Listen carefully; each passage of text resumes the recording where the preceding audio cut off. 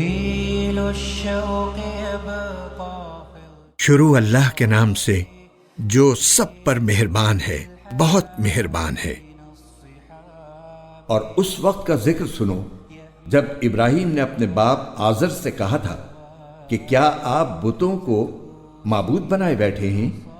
میں دیکھ رہا ہوں کہ آپ اور آپ کی قوم کھلی گمراہی میں مبتلا ہیں۔ اور اسی طرح ہم ابراہیم کو آسمان اور زمین کی سلطنت کا نظارہ کراتے تھے، اور مقصد یہ تھا کہ وہ مکمل یقین رکھنے والوں میں شامل ہوں۔ چنانچہ جب ان پر رات چھائی تو انہوں نے ایک ستارہ دیکھا، کہنے لگے یہ میرا رب ہے۔ پھر جب وہ ڈوب گیا تو انہوں نے کہا میں ڈوبنے والوں کو پسند نہیں کرتا۔ حضرت ابراہیم علیہ السلام عراق کے جس علاقے نینوا میں پیدا ہوئے تھے، وہاں کے لوگ بتوں اور ستاروں کو خدا مان کر ان کی عبادت کرتے تھے۔ ان کا باپ آزر بھی نہ صرف اسی عقیدے کا تھا بلکہ خود بت تراشا کرتا تھا۔ حضرت ابراہیم علیہ السلام شروع ہی سے توحید پر ایمان رکھتے تھے اور شرک سے بیزار تھے، لیکن انہوں نے اپنی قوم کو غور و فکر کی دعوت دینے کے لیے یہ لطیف طریقہ اختیار فرمایا کہ چاند ستاروں اور سورج کو دیکھ کر پہلے اپنے قوم کی زبان میں بات کی۔ مقصد یہ تھا کہ یہ ستارہ تمہارے خیال میں میرا پروردگار ہے، آؤ دیکھتے ہیں کہ یہ بات تسلیم کرنے کے قابل ہے یا نہیں۔ چنانچہ جب ستارہ بھی ڈوبا اور چاند بھی اور آخر میں سورج بھی، تو ہر موقع پر انہوں نے اپنی قوم کو یاد دلایا کہ یہ تو ناپائیدار اور تغیر پذیر چیزیں ہیں۔ جو چیز خود ناپائیدار ہو، اس پر تغیرات طاری ہوتے رہتے ہوں، اس کے بارے میں یہ عقیدہ رکھنا کہ وہ پوری کائنات کی پرورش کر رہی ہے، کیسی غیر معقول بات ہے۔ لہٰذا انہوں نے چاند ستاروں یا سورج کو جو یہ کہا تھا کہ یہ میرا رب ہے، وہ اپنے عقیدے کے مطابق نہیں بلکہ اپنی قوم کے عقیدے کی لغویت ظاہر کرنے کے لیے فرمایا تھا۔ پھر جب انہوں نے چاند کو چمکتے دیکھا تو کہا کہ یہ میرا رب ہے، لیکن جب وہ بھی ڈوب گیا تو کہنے لگے اگر میرا رب مجھے ہدایت نہ دے تو میں یقیناً گمراہ لوگوں میں شامل ہو جاؤں۔ پھر جب انہوں نے سورج کو چمکتے دیکھا تو کہا یہ میرا رب ہے، یہ زیادہ بڑا ہے۔ پھر جب وہ غروب ہوا تو انہوں نے کہا اے میری قوم، جن جن چیزوں کو تم اللہ کی خدائی میں شریک قرار دیتے ہو میں ان سے بیزار ہوں۔ میں نے تو پوری طرح یکسو ہو کر اپنا رخ اس ذات کی طرف کر لیا ہے جس نے آسمانوں اور زمین کو پیدا کیا ہے، اور میں شرک کرنے والوں میں سے نہیں ہوں۔ اور پھر یہ ہوا کہ ان کی قوم نے ان سے حجت شروع کر دی۔ ابراہیم نے ان سے کہا کیا تم مجھ سے اللہ کے بارے میں حجت کرتے ہو جبکہ اس نے مجھے ہدایت دے دی ہے؟ اور جن چیزوں کو تم اللہ کے ساتھ شریک مانتے ہو میں ان سے نہیں ڈرتا کہ وہ مجھے کوئی نقصان پہنچا دیں گی، الا یہ کہ میرا پروردگار مجھے کچھ نقصان پہنچانا چاہے تو وہ ہر حال میں پہنچے گا۔ میرے پروردگار کا علم ہر چیز کا احاطہ کیے ہوئے ہے، کیا تم پھر بھی کوئی نصیحت نہیں مانتے؟ سیاق و سباق سے معلوم ہوتا ہے کہ حضرت ابراہیم علیہ السلام سے حجت کرتے ہوئے ان کی قوم نے دو باتیں کہیں۔ ایک یہ کہ ہم برسوں سے اپنے باپ داداؤں کو ان بتوں اور ستاروں کی پوجا کرتے دیکھ رہے ہیں، ان سب کو گمراہ سمجھنا ہمارے بس سے باہر ہے۔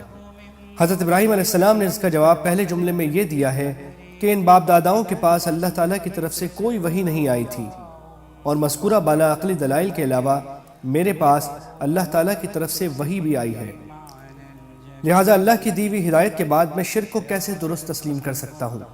دوسری بات ان کی قوم نے یہ کہی ہوگی کہ اگر تم نے ہمارے بتوں اور ستاروں کی خدائی سے انکار کیا تو وہ تمہیں تباہ کر ڈالیں گے۔ اس کے جواب میں انہوں نے فرمایا کہ میں ان بے بنیاد دیوتاؤں سے نہیں ڈرتا، بلکہ ڈرنا تمہیں چاہیے کہ تم اللہ تعالیٰ کے ساتھ بے بنیاد دیوتاؤں کو اس کی خدائی میں شریک مان رہے ہو۔ نقصان اگر پہنچا سکتا ہے تو وہ صرف اللہ تعالیٰ ہے، کوئی اور نہیں، اور جو لوگ اس کی توحید پر ایمان لاتے ہیں انہیں اللہ تعالیٰ نے امن اور چین عطا فرمایا ہے۔ اور جن چیزوں کو تم نے اللہ کا شریک بنا رکھا ہے میں ان سے کیسے ڈر سکتا ہوں جبکہ تم ان چیزوں کو اللہ کا شریک ماننے سے نہیں ڈرتے جن کے بارے میں اس نے تم پر کوئی دلیل نازل نہیں کی ہے۔ اب اگر تمہارے پاس کوئی علم ہے تو بتاؤ کہ ہم دو فریقوں میں سے کون بے خوف رہنے کا زیادہ مستحق ہے؟ حقیقت تو یہ ہے کہ جو لوگ ایمان لے آئے ہیں اور انہوں نے اپنے ایمان کے ساتھ کسی ظلم کا شائبہ بھی آنے نہیں دیا، امن اور چین تو بس انہی کا حق ہے، اور وہی ہیں جو صحیح راستے پر پہنچ چکے ہیں۔ ایک صحیح حدیث میں آقا صلی اللہ علیہ وسلم نے اس آیت میں لفظ ظلم کی تشریح شرک سے فرمائی ہے، کیونکہ ایک دوسری آیت میں اللہ تعالیٰ نے شرک کو ظلم عظیم قرار دیا ہے۔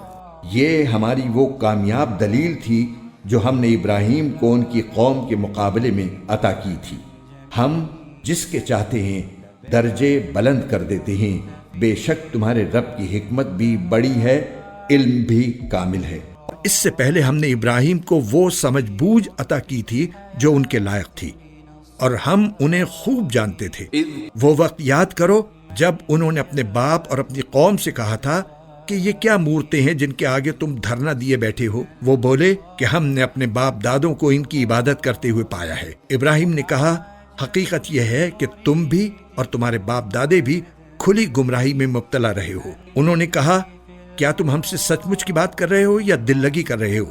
اس فقرے کا لفظی ترجمہ یہ ہوگا، کیا تو ہمارے سامنے حق پیش کر رہا ہے یا کھیلتا ہے؟ لیکن اصل مفہوم وہی ہے جس کی ترجمانی اوپر کی گئی ہے۔ ان لوگوں کو اپنے دین کے برحق ہونے کا اتنا یقین تھا کہ وہ یہ تصور کرنے کے لیے بھی تیار نہ تھے کہ یہ باتیں کوئی شخص سنجیدگی کے ساتھ کر سکتا ہے۔ اس لیے انہوں نے کہا کہ یہ تم محض مذاق اور کھیل کر رہے ہو یا واقعی تمہارے یہی خیالات ہیں؟ ابراہیم نے کہا، نہیں، بلکہ تمہارا پروردگار وہ ہے جو تمام آسمانوں اور زمین کا مالک ہے، جس نے یہ ساری چیزیں پیدا کی ہیں، اور لوگوں، میں اس بات پر گواہی دیتا ہوں، اور اللہ کی قسم، جب تم پیٹ پھیر کر چلے جاؤ گے تو میں تمہارے بتوں کے ساتھ ایک ایسا کام کروں گا جس سے ان کی حقیقت کھل جائے گی۔